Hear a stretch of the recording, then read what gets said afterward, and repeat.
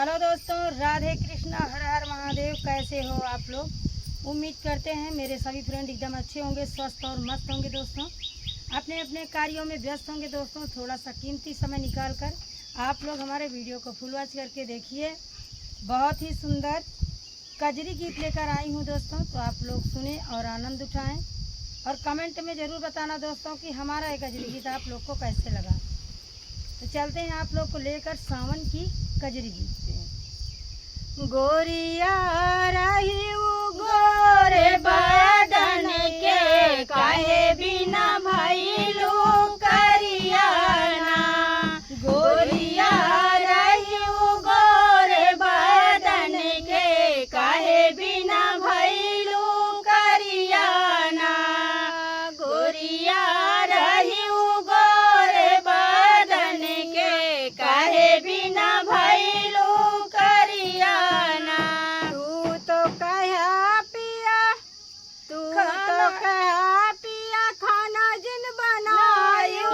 तू तो कहा पिया खाना जिन बनायो। तू तो कहा पिया खाना जिन बनायो। तो रहे रोटिया से कत मोरे पियावा, यही बड़े भइले करियाना।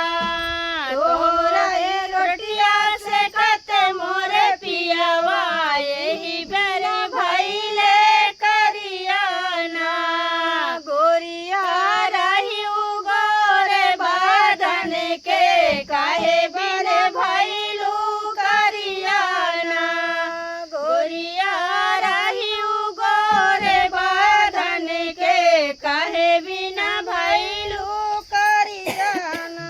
तू तो कहा पिया बर्तन जिन माजियो। तू तो कहा पिया बर्तन जिन माजियो। तू तो कहा पिया बर्तन जिन माजियो। तो रहे बर्तन मजत मोरे पियावा, यही बड़े भइले करियाना। तो रही बर्तन मजत मोरे पियावा, यही बड़े भइले करियाना। गोरिया रही गोरे बदन के, काहे बिना भइलू करियाना। गोरिया रही गोरे बदन के, काहे बिना भइलू करियाना। तू तो कहा पिया कपड़ा जिन धोयो। तू तो कहा पिया कपड़ा जिन धोयो। तू तो कहा पिया कपड़ा जिन धोयो। तो रही कपड़ा धोवत मोरे पियावा, यही बड़े भइले करियाना। तो रही कपड़ा धोवत मोरे पियावा, यही बड़े भइले करियाना। गोरिया रही गोरे बदन के, काहे बिना भइलू करियाना।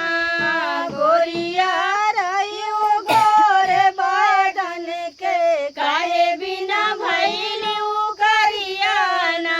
तू तो कहा पिया झाड़ू जिन लगायो। तू तो कहा पिया झाड़ू जिन लगायो। तू तो कहा पिया झाड़ू जिन लगायो। तो रहे झाड़ू लगावत मोरे पियावा, यही बड़े भइले करियाना।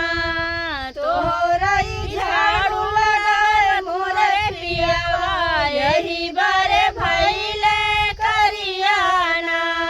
गोरिया रही गोरे बदन के, काहे बिना भइलू करियाना। गोरिया रही गोरे बदन के, काहे बिना भइलू करियाना। अरे काहे बिना भइलू करियाना। काहे बिना भइलू करियाना। एक तो सारा काम करा तो दूसरे पूछे ता काहे बिना करिए भइलू। तो दोस्तों हम नया गीत लेकर आप लोग के मनोरंजन के लिए फिर उपस्थित होंगे नए वीडियो के साथ। तब तक फिर मिलते हैं। राम राम।